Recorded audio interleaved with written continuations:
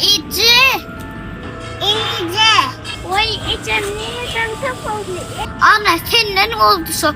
Kamera giyecektik koymadım. Yine cadı koyun eline düşük nedir? Bir yerden ses geliyor. Kimin sesi kal?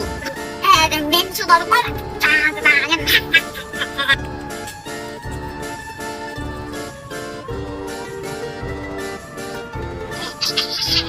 Oy Ece, sen haka yok cadı koymayın. Allah ben cadılım ama o kelemi tamam.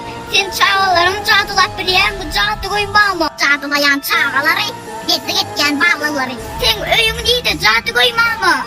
Öyün benim tokoydu, öyle harika yok oldu. İşim olsa teraydı. Süyücü koyku dolu caydı. Ecesinden soruşman kameralar kim kayıttı? Karga bilen pişikler barıp boğmaydı. Ağlamanı pes edin, yuvassadan ses edin. Hani ben size terayım seyircisinden vereyim. Yine terde çıkan cadıbayı vahli var.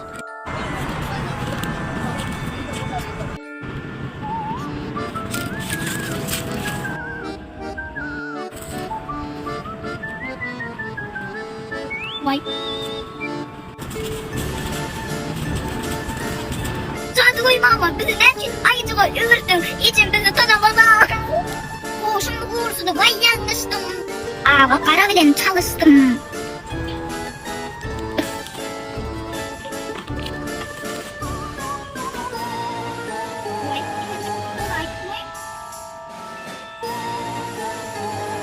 Cadı koymama inden bizi kırkaya öldürdün. İnürsün arkamda tıkanlarım ama. Boşum bunun bak. İndi kıda Ecem'in aydanlığı etçekme de siz veriyen. Bizi adamı öbüreyim. İşte koya aytmanı kayıtmırız.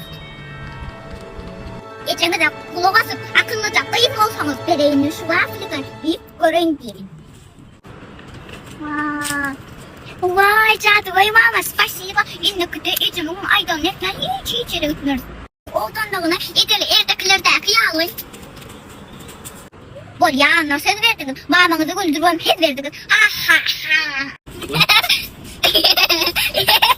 Şaul cadı koy mama. Sağdalar sizem akıllıca ol. Ecengidin aydanlı edin. Eğer akıllı olsanız sun yapacak cadı koy sevecek kopalırsınız.